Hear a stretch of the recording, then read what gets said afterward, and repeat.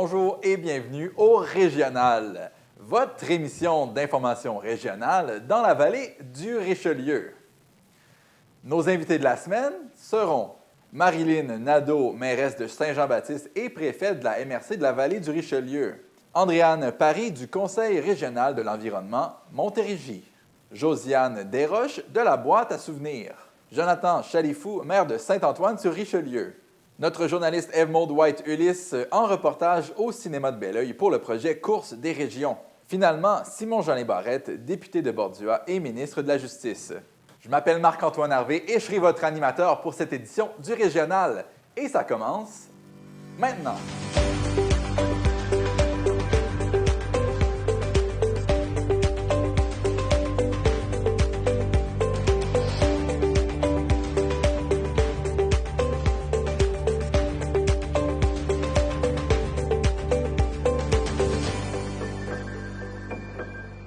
Pour commencer l'émission, voici quelques nouvelles rapides dans la vallée du Richelieu. La ville de Belleuil maintient finalement le bassin de baignade de la piscine en eau vive, mais dans une version revue et élargie.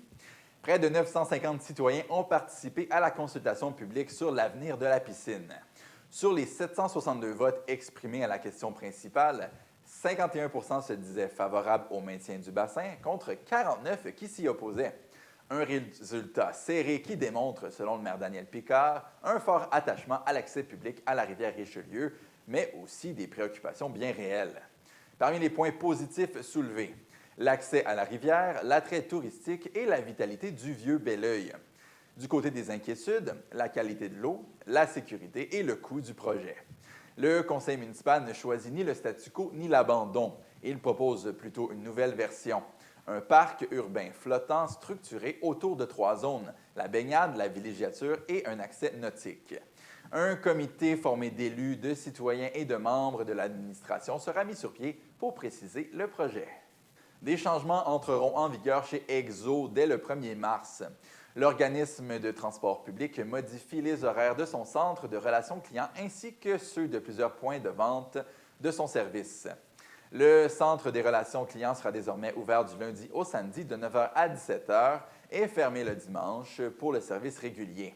Le service de transport adapté sera offert tous les jours de 9h à 17h. Du côté des points de service, ceux de Châteauguay, McMasterville, Repentigny, Terrebonne et Vaudreuil-Dorion auront de nouveaux horaires réduits. Les points de service de Sorel et Sainte-Thérèse fermeront complètement.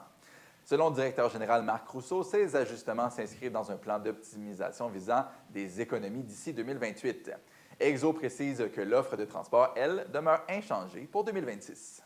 La ville de Carignan bonifie son offre de plein air avec l'acquisition de 8 fat bikes pour adultes et d'un modèle pour enfants. Cet investissement rendu possible grâce au soutien financier du ministère de l'Éducation et du programme Circonflex permet aux citoyens de profiter gratuitement de ces vélos à pneus surdimensionnés pour explorer les sentiers locaux.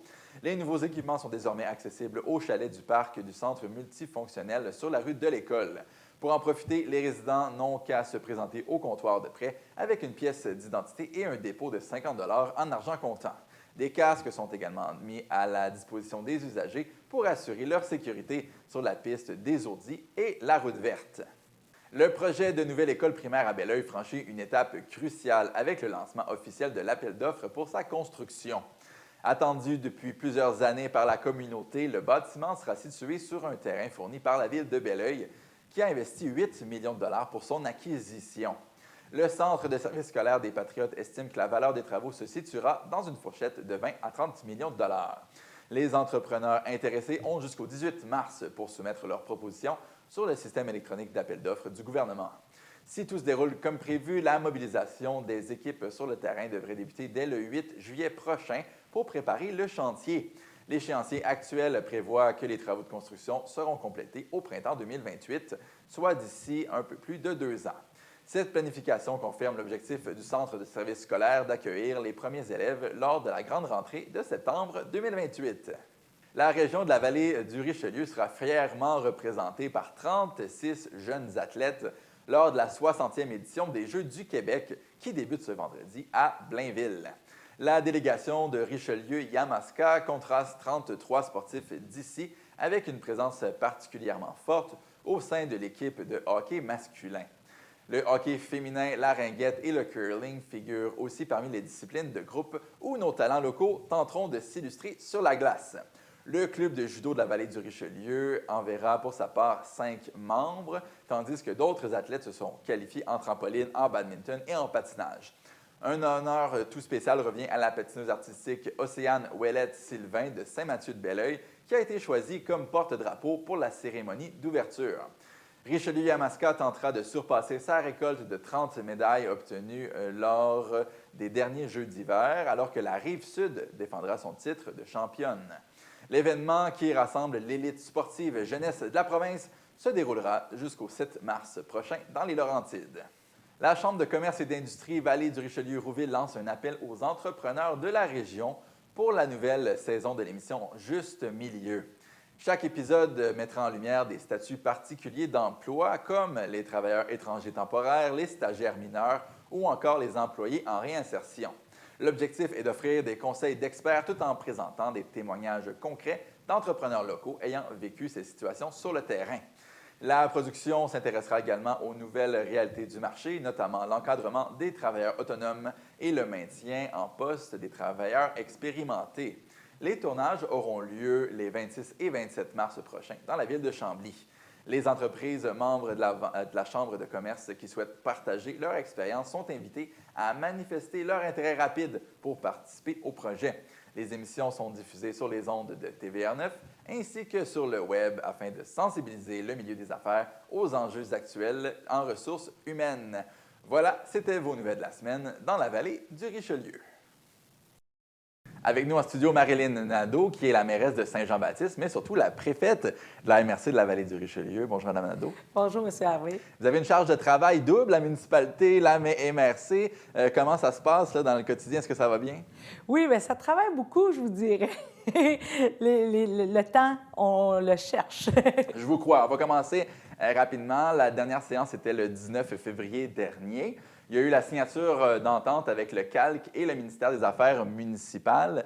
Qu'est-ce que ça va donner, ces ententes-là? Bien, en fait, on était très, très, très contents. C'est une bonne nouvelle pour nous, en fait, parce que c'est une entente, dans le fond, territoriale avec le Calque et le Mamache.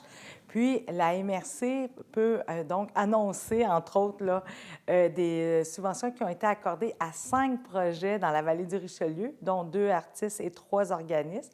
Et puis, c'est afin de soutenir, en fait, leur création, la diffusion, et ça crée le rapprochement là, avec le monde de la culture. Donc, on est très contents de pouvoir soutenir ça. C'est important d'investir là-dedans, je pense. C'est aussi vraiment. À votre niveau, comme ça, vous avez les moyens d'aider un peu les gens dans ces domaines-là. Effectivement. Environnement, beaucoup de nouvelles là-dedans. Le CEMEC renouvelle son conseil d'administration. Oui, en fait, il y a Normand Teasdale, qui est maire de Saint-Mathieu-de-Belleuil, que c'est un retour au CA, en fait. Puis, moi, je suis nouvellement vice-présidente de la CEMEC. Donc, il y a des nouveaux joueurs, mais on est toujours les 3 MRC fondatrices, la MRC Rouville, Marguerite-Douville et la nôtre, qui siégeons. Donc, on vise vraiment toujours à améliorer nos infrastructures. Donc, c'est la poursuite de ces travaux-là qu'on fait présentement. Avec la continuité, mais en même temps avec des nouvelles personnes qui vont venir vous aider. Et voilà. 28e édition du défi Ose entreprendre. Oui, on adore ce concours-là qui est le défi autant local et après ça, ça va au régional. Donc, on invite justement les entrepreneurs et entrepreneurs à poser leur candidature, puis pour mettre en valeur, évidemment, leur créativité, l'innovation et surtout le leadership d'ici. Donc, on sait que c'est la période d'inscription jusqu'au 11 mars, donc dépêchez-vous. Maintenant, oui. C'est sûr que c'est important, les nouveaux entrepreneurs comme ça, de s'entourer. C'est ça l'erreur numéro 1, hein, que vous offrez comme ça la possibilité de côtoyer d'autres entrepreneurs, des mentors. C'est vraiment la voie vers le succès. Vraiment, vraiment. Entente sectorielle en environnement, le Conseil régional de l'environnement de la Montérégie. Oui, en fait, on vient de confirmer notre adhésion, dans le fond, avec cette entente-là, on a désigné, en fait, un organisme mandataire qui est le Conseil régional de l'environnement de la Montérégie. Donc, on va continuer à travailler pour voir sur la qualité de l'eau de nos cours d'eau. t'sais. En fait, ça a toujours été un travail qu'on a fait là, dans notre dernier mandat, en fait, hein, notre priorité était le Richelieu. Donc, c'est une continuité qu'on va faire avec eux. Puis, on a signé, entre autres, un projet de recherche sur les contaminants d'intérêt émergents dans la rivière Richelieu et ses tributaires. Donc, c'est avec celui-ci, c'est le partenaire, c'est avec un groupe d'universitaires. Puis aussi, dans le fond, on a reçu une subvention, mais en même temps, il va falloir s'engager là, à un coût de 18 000 là, pour ce projet de recherche. Puis aussi, la MRC, en fait, on a approuvé la campagne d'échantillonnage 2026 du programme de suivi de la qualité de l'eau de la rivière Richelieu et ses tributaires,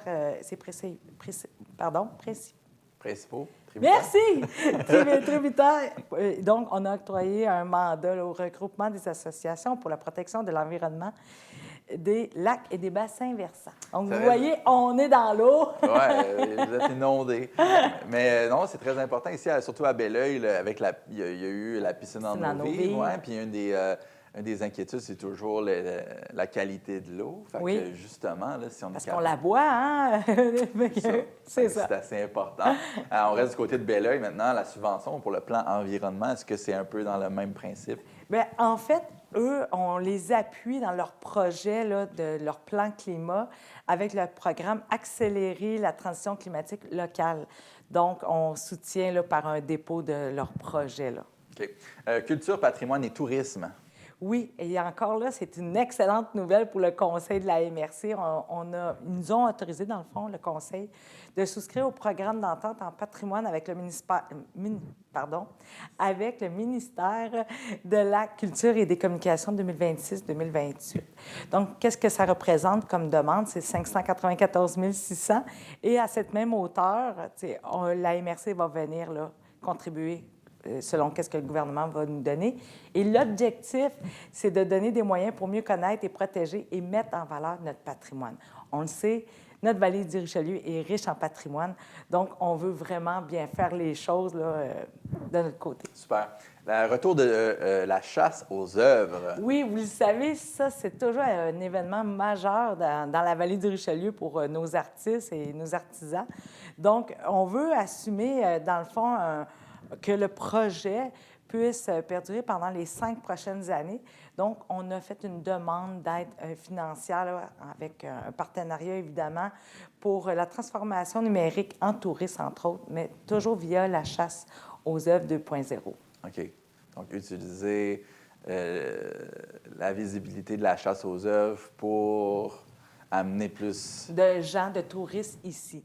Donc, les artistes vont avoir à recréer, dans le fond, dans leurs œuvres, toujours avec une idée de la transformation numérique là, pour se faire connaître et faire connaître la vallée. Très intéressant. Immigration, on veut mieux accueillir les gens ici? Oui, et les garder aussi. Oui. Donc, la table de concertation de l'immigration de la vallée du Richelieu, en fait, d'où l'importance, justement, comme vous mentionnez, pour l'accueil, l'intégration et la concertation. Donc, on a adopté le plan d'action de cette table-là.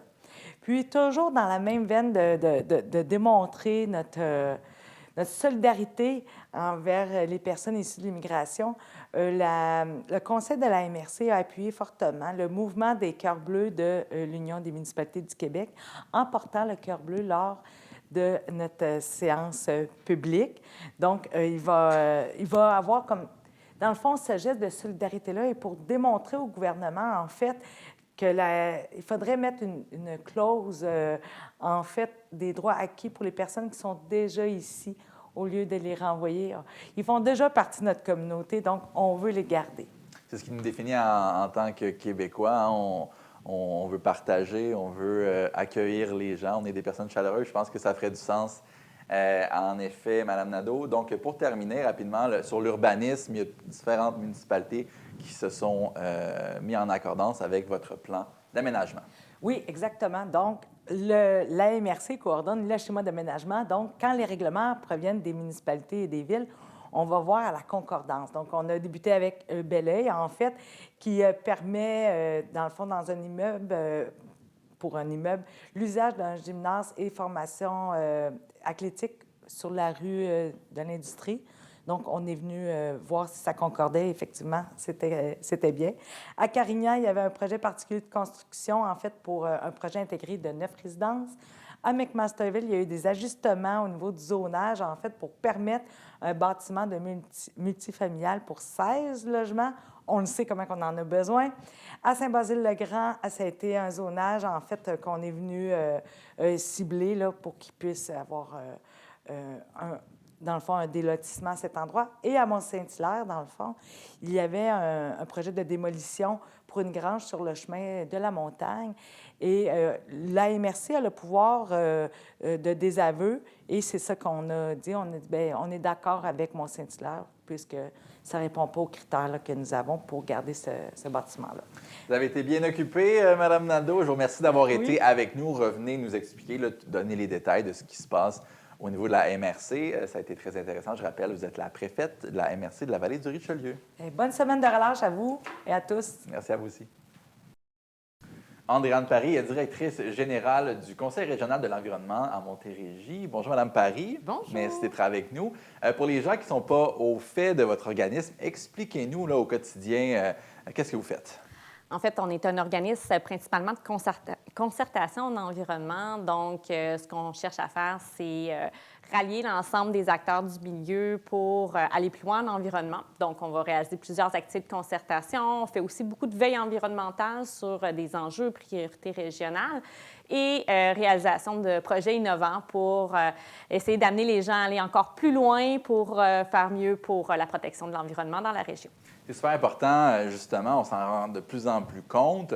Et vous avez commencé à travailler sur une stratégie régionale de prévention pour la lutte contre les espèces envahissantes. Il y a des espèces qui viennent nous envahir ou quoi? Toujours, toujours. On est à la merci de plein d'espèces, puis vous en voyez au quotidien dans votre vie. Sur le bord des autoroutes, on voit toujours le phragmite, le roseau avec ses longs plumeaux. C'est une espèce qui a envahi au Québec depuis des années et qui est très présente, mais qui cause des problèmes importants pour les espèces présentes parce qu'elle va dominer son milieu. En milieu agricole, c'est un enjeu aussi. Donc, ça, c'est un exemple. On en a plusieurs qui sont des insectes. On a entendu parler de la grille du frêne il y a quelques années qui a amené une perte de canopée dans nos milieux. Donc, là, on voulait se concerter pour avoir une meilleure stratégie, puis savoir où qu'on doit intervenir pour avoir le plus d'impact et de résultats, parce que les besoins sont énormes et nos milieux de plus en plus fragilisés. Et la Montérégie, on est collé sur l'Ontario, les États-Unis. On a le fleuve Saint-Laurent qui traverse des grands plans d'eau. Donc, beaucoup de voies d'entrée pour ces espèces-là chez nous. Il y a même une espèce qui pourrait menacer l'érable. Oui, tout à fait. On parle du longicorne asiatique, donc qui est un insecte un peu qui pourrait venir jouer un peu comme la grille du frêne le fait là, avec nos freinets et vraiment venir tuer les érables en très peu d'années, donc qui inquiète beaucoup nos acériculteurs puis forestiers dans la région. On la voit au sud des États-Unis, donc là, on veut mettre beaucoup de prévention puis d'actions de surveillance, puis de mettre à profit aussi tous les citoyens pour qu'ils puissent observer. Donc, si on peut la détecter rapidement, on va être mieux capable de la contrôler et de potentiellement l'éradiquer au lieu qu'elle se promène à l'échelle de la région et qu'on perde. C'est possible d'avoir des mesures pour limiter sa propagation. Exactement. Donc, on l'a vu dans d'autres provinces. Il y a eu des apparitions et ils ont réussi immédiatement de la contrôler. Elle n'a pas pris place. Donc, c'est vraiment important d'agir très tôt. C'est là qu'on a le plus d'impact et de retombées positives pour l'économie et l'environnement. Le message est lancé, portez attention. Exactement. Le plan climat, on en entend beaucoup parler avec les municipalités et plusieurs municipalités qui se dotent justement d'un plan comme ça. Ça peut sembler un peu, dans l'imagination, mais de où on part concrètement lorsqu'on veut faire un plan climat? Un plan climat, la première étape, c'est toujours de comprendre ce qu'on a. On fait un budget chez nous pour acheter notre maison. Première étape, c'est de savoir qu'est-ce qu'il y a dans nos coffres puis comment on va y arriver. Je ne peux pas acheter de maison. Exactement. Donc, quand on travaille aussi, c'est comprendre ce qu'on émet, comprendre de où viennent nos émissions au niveau municipal de notre appareil, de nos activités, puis au niveau des citoyens aussi, de notre collectivité, elle se déplace vers où, à quelle fréquence, est-ce qu'on a du transport en commun pour la supporter dans ces déplacements-là. Donc, c'est vraiment de faire l'inventaire de GES et après d'identifier à quel endroit on peut mettre des mesures qui sont de notre compétence pour la municipalité. Mais les MRC travaillent aussi sur des plans climat à l'échelle de leur niveau MRC. Donc, on peut aussi avoir des alliés et trouver les bons partenaires pour réaliser les projets de réduction. Qu'est-ce qui est le plus urgent à pouvoir mettre en action? Tu sais, ma question, c'est que l'environnement, il y a beaucoup de choses, tu sais, il y a beaucoup de problématiques qu'on peut discerner, mais on parle des municipalités, là, que ce serait les municipalités qui seraient la plus en mesure d'avoir un impact concret. Qu'est-ce qui est le plus urgent qu'il faut traiter? Mais tu sais, en fait, en environnement, on parle de deux grandes crises. On parle de la crise de la biodiversité, déclin de nos pollinisateurs. On parle de la crise du climat, on vient de le mentionner. Et les deux éléments communs à ces grandes crises-là qui font qu'on est en crise, c'est l'aménagement du territoire, donc pouvoir des municipalités sur le plan d'urbanisme, où on met nos maisons, est-ce qu'on fait de la densification, on fait un nouveau quartier, comment on aménage notre territoire, et sur tout notre modèle économique. Donc, si on joue sur ces deux éléments-là de front, on va avoir les gains vraiment à la fois pour le climat et pour la biodiversité. J'imagine que ce qui est le plus facile, c'est de commencer par bien prévoir les villes. Quand on met une épicerie près du quartier, au lieu de la mettre à 50 km, forcer les gens à prendre la voiture. Exactement. Si on parle maintenant, on parle beaucoup de la ville du 15 minutes. Qu'est-ce que je peux faire à l'intérieur de 15 minutes de marche? Est-ce que j'ai accès à tous les services? Donc, ce n'est pas possible là, partout en Montérégie. Là. On est à plusieurs endroits, dans des petits noyaux, on n'a pas d'épicerie et tout. Mais est-ce que je peux mettre des moyens pour faciliter ça? Est-ce que je peux repenser mon développement pour optimiser les déplacements courts puis les services de proximité? Donc, c'est un peu cette façon de voir les choses-là. Puis, éviter aussi, par le fait même, d'empiéter sur nos terres agricoles. On est le garde-manger du Québec, sur nos milieux naturels. Donc, on vient consolider. Puis, plus qu'on a de monde à des mêmes endroits, plus qu'on fait de densification, plus que c'est facile de justifier du transport en commun, des voies réservées pour le vélo, des zones de piétonisation, qui sont toutes des bonnes stratégies pour l'aménagement du territoire. Un sujet qui concerne beaucoup nos auditeurs, c'est Nordvolt. OK? Les gens s'inquiètent. Est-ce qu'on devrait vraiment s'inquiéter des polluants qui sont sur ce terrain-là? Puis qu'est-ce qu'on devrait faire avec ça? Oui, bien, Nordvolt, c'est un projet qu'on a beaucoup suivi dans notre veille environnementale. On était sur les comités aussi de suivi locaux. On a particulièrement plusieurs inquiétudes au sein du conseil d'administration et du CRE Montérégie parce que c'est un site qui était très contaminé. Donc, à la base. C'est pas leur faute tout au complet. Puis c'était même un défi pour eux d'arriver avec des sols qui avaient plusieurs niveaux de contamination. Donc, puis il était utilisé pour des explosifs, des engrais. Il y a eu beaucoup de production de produits chimiques sur ce site-là. Donc là, il y a eu du déboisement, il y a eu une mise à nu des sols. Et là, les sols sont plus exposés. Il y a un risque de lessivage vers le cours d'eau, la rivière Richelieu, ou vers d'autres milieux naturels. Donc, ça nous préoccupe aussi. C'est quelque chose qu'on maintient un suivi. Mais aussi, lors du déboisement, on était supposé d'avoir des projets de compensation, de restauration de milieux naturels et on a très peu de nouvelles sur où que ça en est. C'était la responsabilité de l'entreprise. Et là, comme on sait, c'est maintenant devrait venir la responsabilité du gouvernement. Donc, on continue cette veille environnementale. Donc, on espère qu'il y ait moins d'impact sur les milieux. Madame Paré, merci beaucoup de nous donner toutes ces explications là-dessus. C'est un sujet qu'on va continuer à suivre. Vous êtes invité à revenir si vous avez des nouvelles supplémentaires là-dessus. Je rappelle, vous êtes directrice générale du Conseil régional de l'environnement de la Montérégie. L'information se trouve sur le site Internet, le www.crem.qc.ca. Merci. Josiane Desroches, vous êtes présidente de la boîte à souvenirs. Bonjour. Bonjour, merci pour l'invitation. Bienvenue. On vous invite aujourd'hui spécialement pour la Journée internationale des droits des femmes qui aura lieu le 8 mars prochain, encore une fois cette année. Tout d'abord, on voulait avoir une discussion avec vous sur qu'est-ce que pour vous la Journée des droits des femmes comme ça qui se passe à chaque année? Bien, d'abord, pour moi, c'est beaucoup plus qu'une date au calendrier. Hein. C'est une occasion de se remémorer tout le travail qui a été fait dans les 100 dernières années et aussi réfléchir à qu'est-ce qu'on peut faire pour le futur. Mais quand on y repense, hein, tout ce qui s'est passé depuis 100 ans, il n'y a pas si longtemps, en fait, les femmes n'avaient pas le droit de vote, n'allaient pas aux études supérieures, n'étaient pas en mesure non plus de s'ouvrir de compte de banque. Puis aujourd'hui, bien, on peut être entrepreneur, s'acheter une maison, une voiture, être chef d'entreprise, gestionnaire, et c'est valorisé. Donc, en peu de temps, Quand on passe au passé, il faut être fier de tout ce que les femmes ont bâti, mais aussi la société, évidemment. Hein, ça se fait en collaboration avec les hommes, mais c'est ça, c'est de se remémorer qu'en 1940, on a eu le droit de vote, c'est hier. Dans les années 60-70, que là, il y a eu un élargissement là, au niveau des études supérieures, compte de banque autour des années 64. Puis même récemment, en 1996, on se rappelle qu'il y a eu la loi sur l'équité salariale.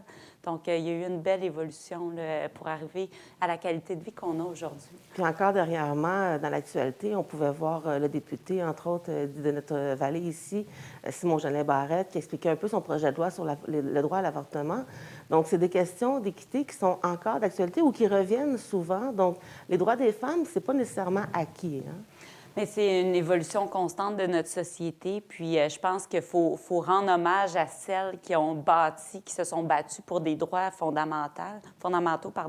Mais également, c'est ça, se poser comme question, qu'est-ce qu'on peut faire aujourd'hui? Mais en équipe avec les hommes également. Hein? Les hommes aussi évoluent. Ils prennent leur place dans la famille, au quotidien, dans le partage des responsabilités. Puis pour moi, je trouve que c'est important de le nommer parce que c'est vraiment en équipe que ça fait en sorte qu'on peut prendre notre place au sein du travail et à différents égards. On a eu, entre autres, les élections municipales en novembre dernier. Donc, dans la MRC de la vallée du Richelieu, il y a quelques villes qui ont élu pour la première fois une mairesse. On entend parfois la présidente du Mexique. Maintenant, c'est tourné un peu au féminin. Donc, c'est des choses qu'on se fait dire encore aujourd'hui. Ah, pour la première fois dans l'histoire, puis pourtant, on est rendu en 2026. Donc, les personnes qui ont fait le travail avant, bien, il reste encore du travail. De quelle façon, pour vous, les femmes peuvent continuer de s'impliquer dans ce mouvement-là de droits des femmes? Bien, je pense que c'est continuer à être nous-mêmes, c'est-à-dire de suivre nos rêves, qu'il n'y ait pas de barrière homme-femme et que les hommes supportent nos ambitions féminines. Et là, l'égalité se crée, évidemment. Je pense qu'on vient de dire en peu de temps, il y a eu une grande évolution. Je pense qu'aujourd'hui, on est dans notre discours de poursuite de cette place-là. On est encore dans les premières femmes qui prennent l'égalité à différents postes.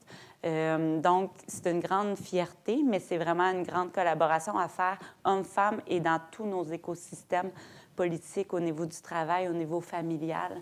C'est là l'importance. Je le mentionnais en introduction, vous êtes la présidente de la boîte à souvenirs. De quelle façon la boîte à souvenirs aide à faire connaître davantage l'histoire des femmes du Québec? Bien, d'abord, la boîte à souvenirs aide les gens, les organisations, les entreprises à capter et à cristalliser les histoires, donc que ce soit par livre ou vidéo. En fait, c'est qu'on donne, au fond, on donne une voix aux gens et on crée des espaces où on peut écouter, on peut transmettre nos histoires, qu'on soit homme ou femme. Alors pour moi, le respect d'écouter profondément une histoire, l'égalité commence là. Hein, ça permet d'avoir une voix, de s'exprimer, de laisser où chaque parcours de vie a sa place et compte. Ça, pour moi, ça fait partie de l'égalité. Donc, les gens, qu'ils soient hommes ou femmes, peu importe les types d'âge, viennent vers vous pour vous demander de l'aide pour écrire littéralement leur histoire de vie. Oui, puis il y a toutes sortes de moyens aujourd'hui. On est la première organisation qui offre ça au Québec au niveau clé en main. On peut, selon les budgets et les objectifs, d'écrire son histoire. On peut faire des entrevues ou accompagner pour que les gens le fassent eux-mêmes. Mais je pense à un exemple concret là, par rapport aux droits de la femme. Il y a ici, à Belleuil, Mme Babin, qui a rendu hommage. Mme Babin est dans les années... Elle a peut-être 75 ans aujourd'hui.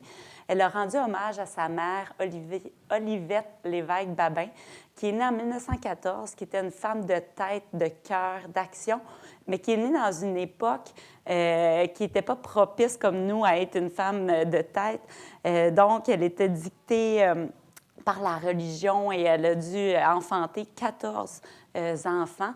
Mais plutôt que de prendre... Elle a vécu à son époque avec les outils qu'elle avait, mais elle est vraiment une femme inspirante parce que peu importe justement les barrières qu'elle avait, concrètement, quand les gens prenaient leur retraite, elle a décidé d'aller à l'université, de devenir échevine. Elle a été la première femme à bâtir des maisons de femmes violentées à l'Abbé. Donc, une femme très, très inspirante. Donc, Mme Babin a rendu hommage à sa mère en écrivant l'histoire de vie de sa mère. Et aujourd'hui, bien, elle peut continuer à inspirer beaucoup d'autres femmes par son histoire, là, par les valeurs qu'elle incarnait.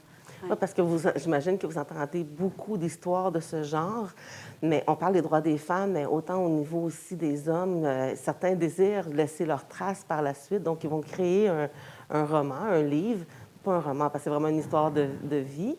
De quelle façon vous invitez les gens à vous rejoindre? Est-ce que c'est plus facile de rentrer en communication avec vous via votre site Internet? Absolument. Boîte à souvenirs avec un s.ca ou par courriel info@boîteasouvenir.ca ou téléphone 819-674-2763. On écoute, encore une fois, d'abord le projet. Puis selon les compétences, les budgets, on fait une soumission personnalisée à chacun. Mais ce qu'il faut savoir, c'est que c'est possible de pouvoir se raconter. Puis c'est important de laisser une trace dans nos travails. Hein, on laisse plein de documentation, mais dans nos vies, ce qu'on a vécu, bien, ça a un impact. Puis justement, ça inspire d'autres personnes, soit à faire des constats, des défis qu'on a eu à faire, ou bien s'inspirer des réalisations également. Est-ce que vous direz que les gens écrivent leur mémoire surtout pour eux-mêmes ou pour justement la famille, pour laisser des traces justement de l'histoire familiale? Habituellement, les gens vont plutôt me communiquer qu'ils veulent laisser leur histoire à leurs enfants, leurs petits-enfants. Toutefois, ça a un bienfait, pas thérapeutique, mais à la fois, ça rend serein parce que notre histoire n'est plus juste en dedans de nous, elle est sur papier. Donc, qu'il nous arrive quoi que ce soit, on s'est livré, puis ça rend les gens heureux.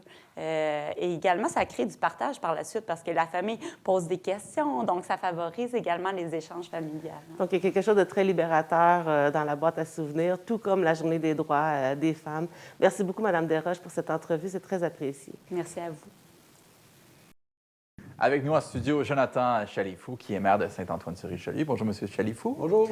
En 2025, c'était le 275e anniversaire de la municipalité. Comment ça s'est passé? Ça s'est super bien passé. On a eu une année haute en couleurs, beaucoup d'activités, beaucoup de choses qui s'est faites. On a eu la fête des récoltes, c'était le clou un peu de l'année en tant que telle. On a commémoré pour dire le brunch des femmes patriotes, là, le fameux banquet des femmes patriotes avant la bataille. On a eu pas loin de 2000 personnes qui sont passées au village cette fin de semaine-là. Fait qu'on a eu une reconstitution historique. Là, c'est pas pour rien qu'on célébrait l'anniversaire. C'est parce que ça avait une importance importante dans l'histoire du Québec, votre village à Saint-Antoine. Oui, moi, comme je dis toujours, Saint-Antoine, si on n'aurait pas porté assistance à Saint-Denis-sur-Richelieu pour la bataille des Patriotes, on n'aurait pas notre Québec aujourd'hui. C'est clair, c'est écrit dans le ciel que c'est une entraide qu'on a eue. On était combattre avec Saint-Denis, puis ça a changé le cours de l'histoire. On a gagné une bataille. On n'a pas gagné la guerre, mais on a gagné la bataille qui nous a permis de garder l'espoir. Puis ça, on s'en ressent encore aujourd'hui. Mais les femmes patriotes avaient une grande importance. On parle beaucoup des patriotes, mais il y a aussi les femmes patriotes en arrière des hommes qui avaient un soutien indéfectible. C'était quoi leur rôle en particulier à ces femmes-là? Bien, c'est vraiment soutenir leur mari. À l'époque, c'était leur rôle, mais ils confectionnaient aussi les vêtements. Ils s'organisaient pour qu'ils manquent de rien, point de vue ressources, les banquets.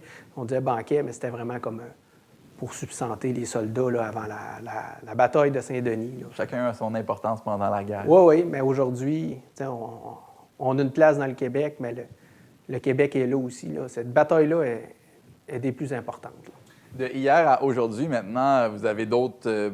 vous avez des plats sur les ronds, là, vous avez des projets importants, dont le taxibus. Parlez-nous de cette nouvelle initiative-là à Saint-Antoine. Depuis l'année passée, on cherchait, nous, on a refait la politique, là, la MADA, la municipalité amie des aînés, et la politique familiale et le transport collectif, des moyens de transport pour nos aînés, nos jeunes. C'était comme une lacune sur notre territoire.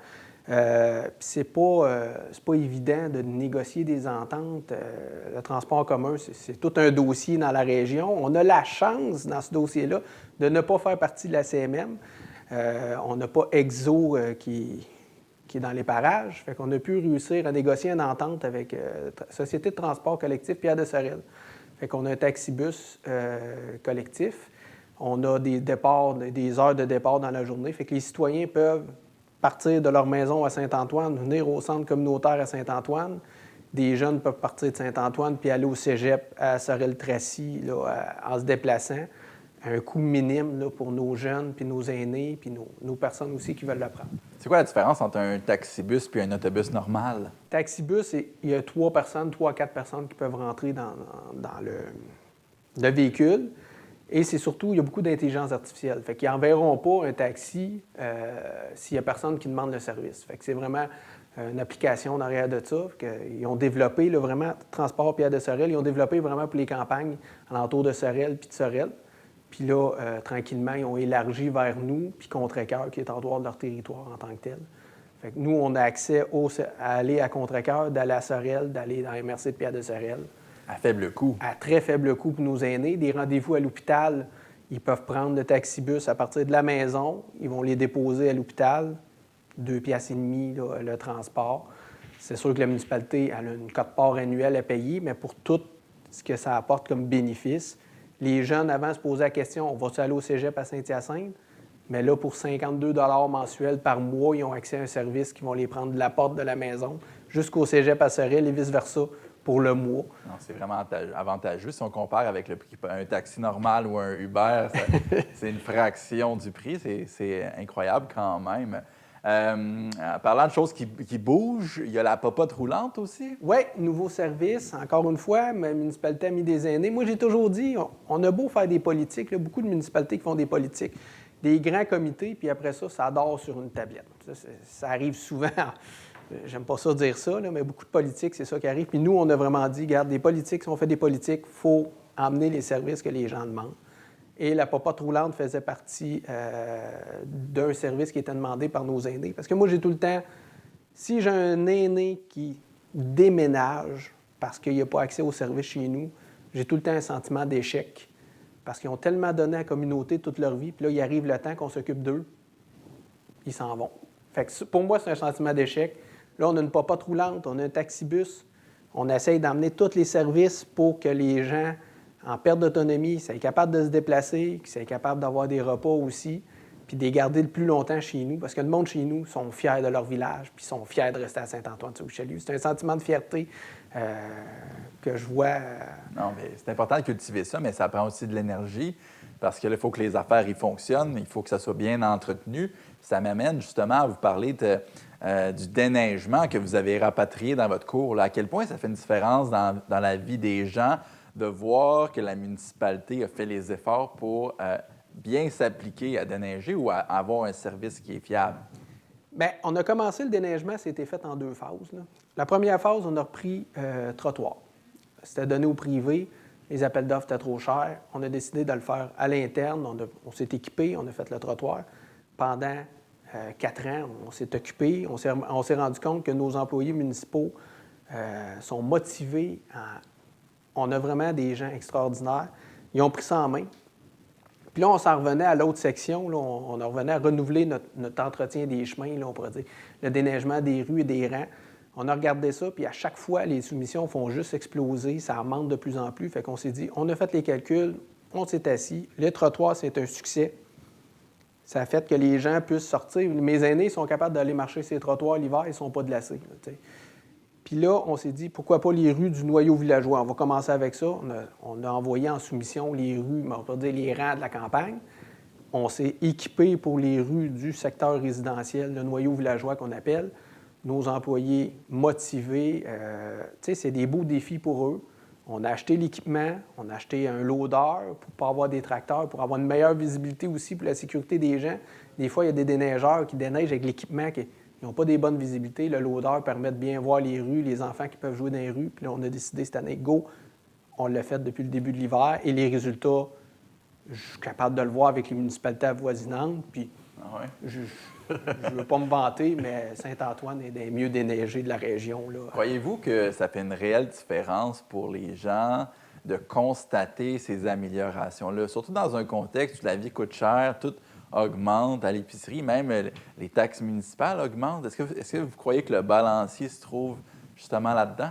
Oui, il y a un balancier. Les taxes municipales, là, moi je le dis, là, on s'est fait mettre dans la tête depuis des années qu'une taxe municipale, pour une saine gestion municipale, il ne faut pas que les taxes aient en haut de l'indice des prix en consommation. Mais ça, je pense qu'il faut rayer ça de notre pensée.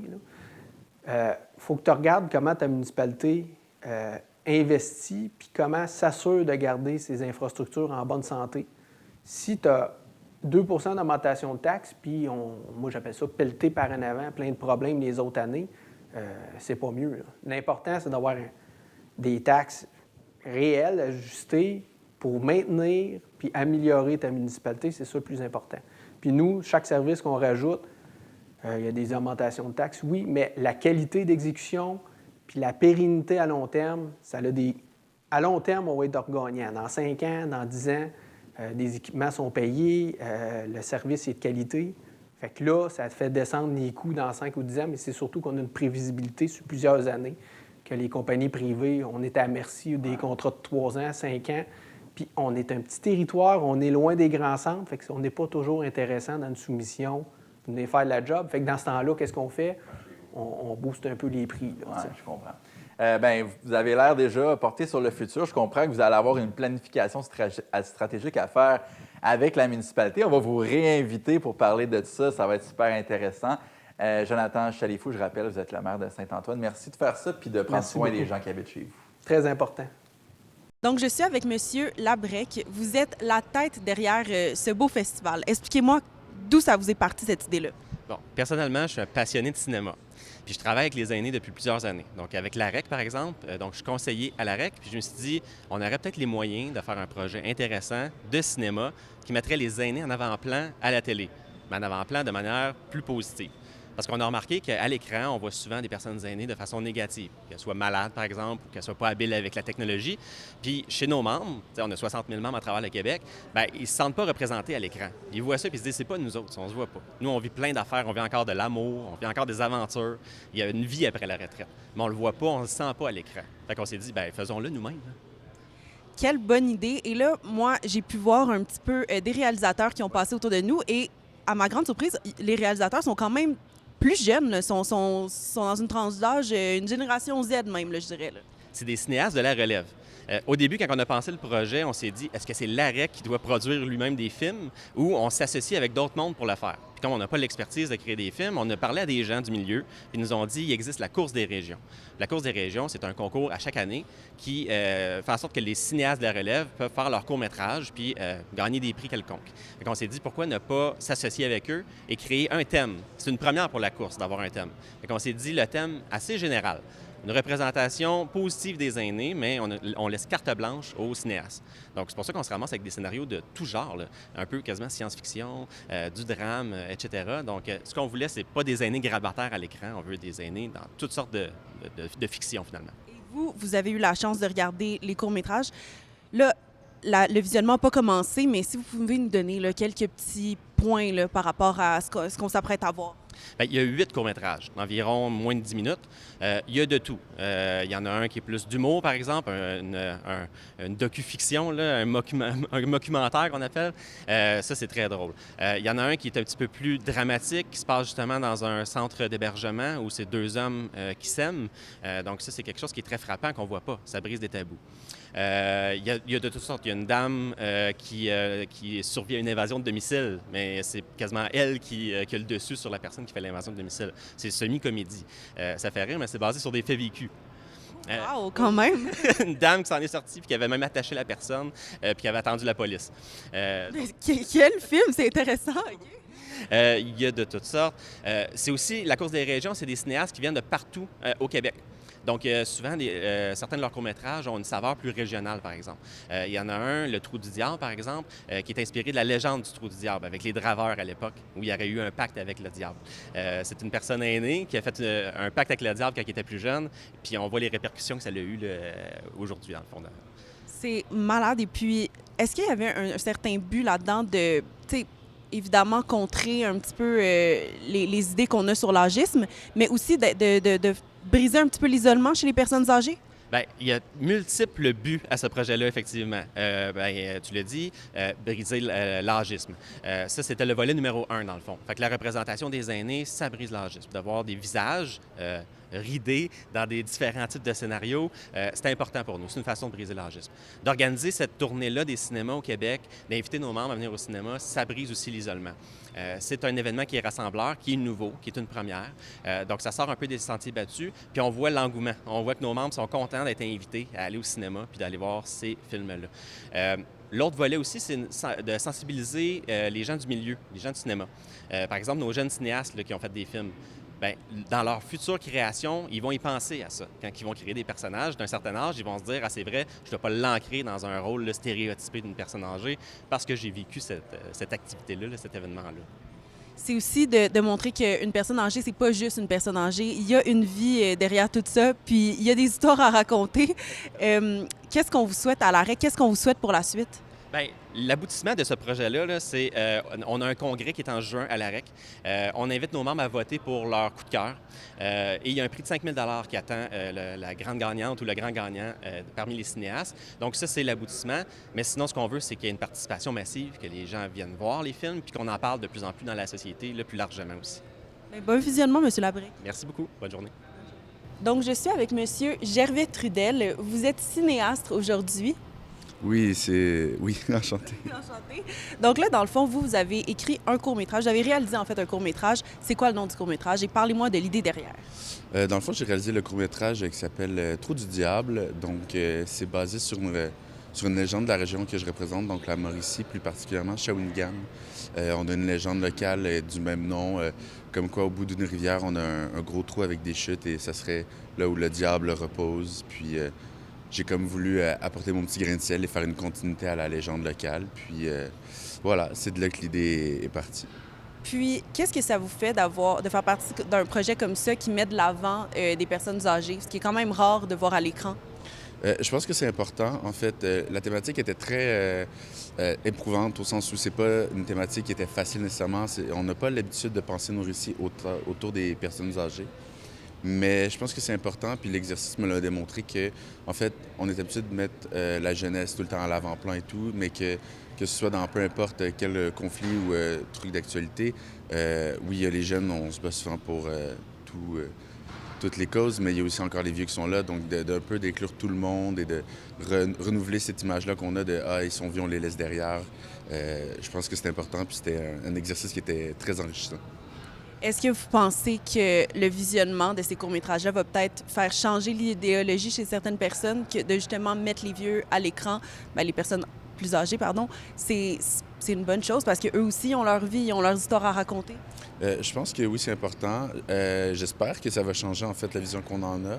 Il y a quand même certains films qui, de plus en plus, essaient de porter vers ça avec des héros un peu plus vieux. Mais j'espère, oui, qu'on va pouvoir aider à renouveler, puis donc, après, permettre de construire des récits plus nouveaux et intéressants à regarder pour tous. Merci beaucoup, M. Gervais Trudel, et je vous souhaite un bon visionnement. Merci à vous. Donc, je suis avec Mme Dallaire, présidente de l'AREC de la Montérégie. Bonjour, Mme Dallaire. Bonjour. Donc, pour ceux qui ne le savent pas, c'est quoi l'AREC? Qu'est-ce que ça fait?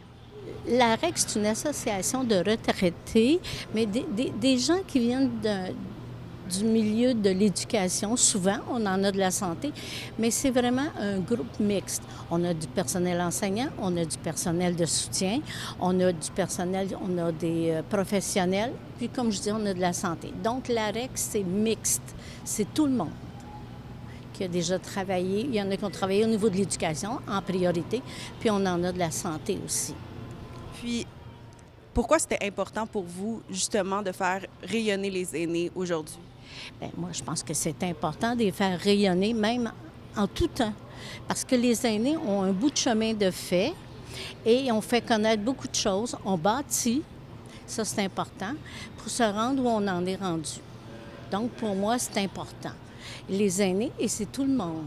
Justement, j'en entendais parler ce matin à la radio, les aînés, vers quoi on s'en va, les difficultés qui sont là, puis le nombre de personnes aînées qu'il va y avoir avec les années à venir. Donc, c'est important que ces gens-là soient connus pour qu'est-ce qu'ils ont fait. Concrètement, qu'est-ce que vous faites pour les aînés à l'AREC? Bien, on fait pas mal de tout. On étudie certains dossiers qui les touchent de près. Quand je pense aux soins à domicile, quand je pense tous ces dossiers-là qui les touchent, on est allé en commission parlementaire aussi sur différents dossiers. On intervient. On intervient pour le bien-être de nos aînés, qu'ils aient des bons soins. Déjà au départ, c'est quelque chose qui est demandé. Mais c'est ça. C'est ça, l'AREC. Elle travaille pour ces aînés, pour qu'ils aient des bonnes choses avec les années. Puis si vous aviez un souhait pour la prochaine année à l'AREC, ce serait quoi? Mon Dieu, vous me posez un souhait. C'est que les aînés soient reconnus. pas reconnus comme aînés, mais reconnus comme des gens qui ont fait beaucoup pour la société.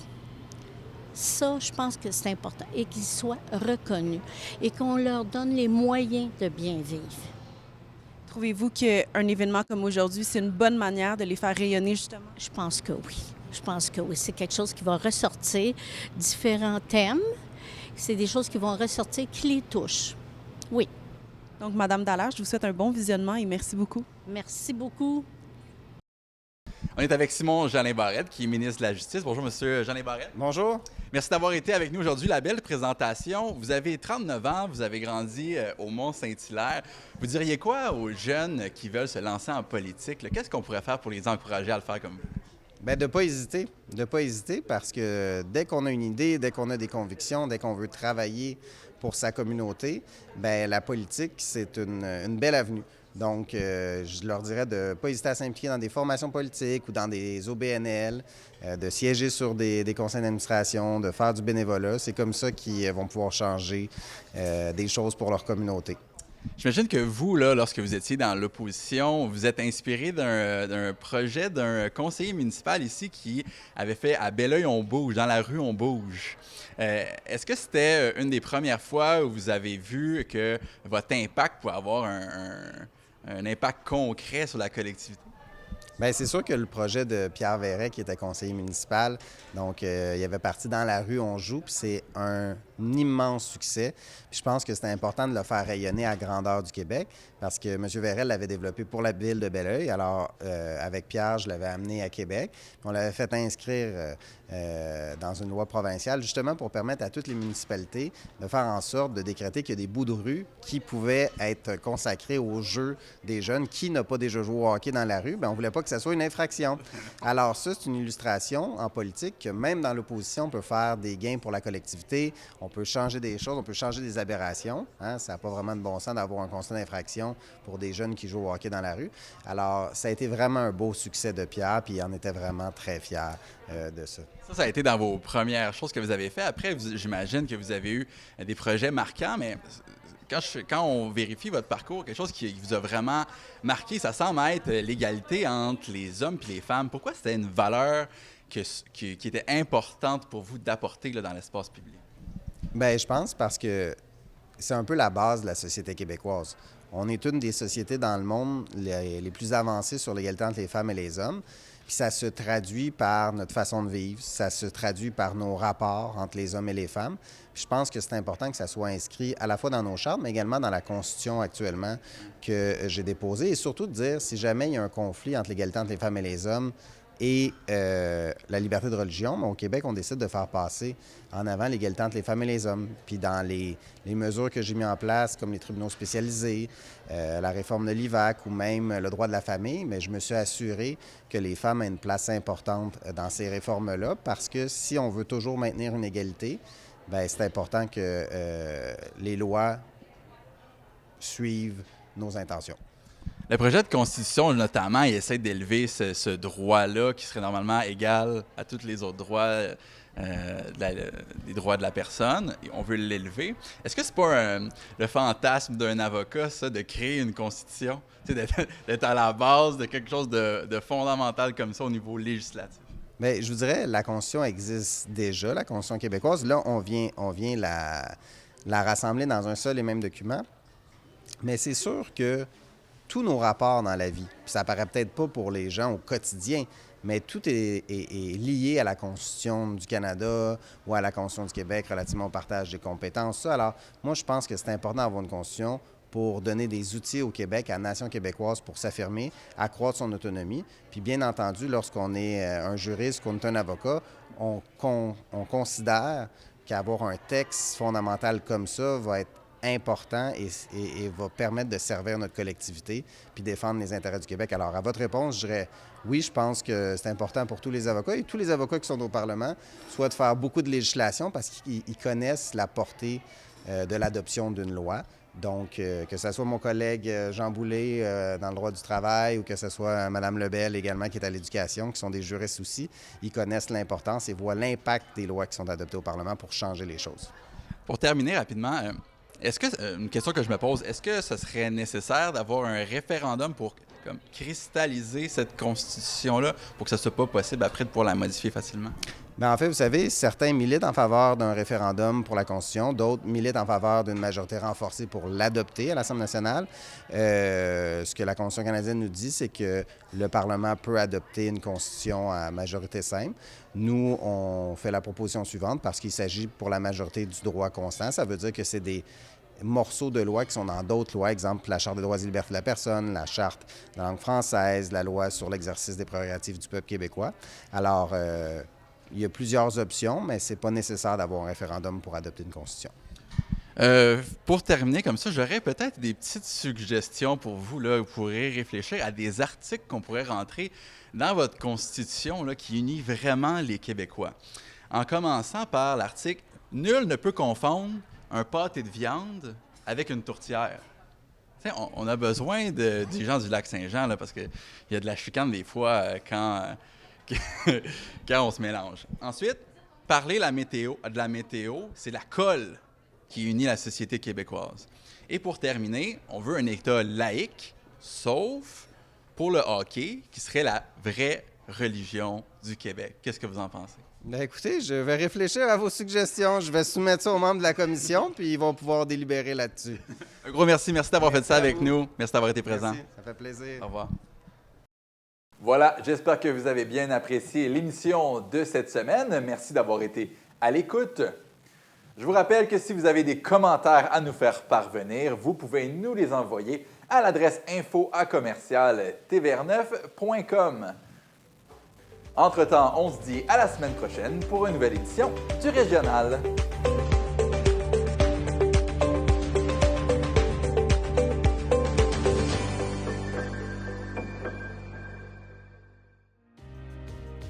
À chaque jour dans ma vallée, ma communauté. J'investis dans ces choix qui me ressemblent, qui nous rassemblent. À 2 pas de tout ce dont j'ai besoin, je vais à la rencontre de ceux qui prennent soin de moi.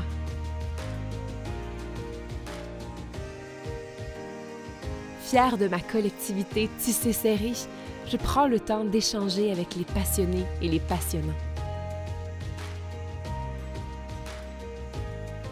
L'accueil y est chaleureux, les gens y sont généreux.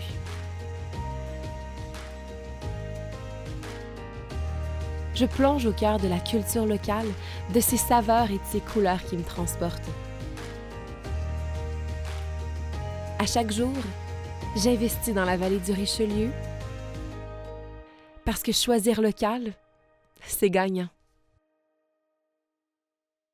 La télévision communautaire autonome parle des enjeux locaux, donne une voix aux citoyens et citoyennes en plus de faire rayonner les talents d'ici. Accessible à tous, elle appartient à la communauté et donc à vous. J'ose ma télé communautaire, mon média de proximité.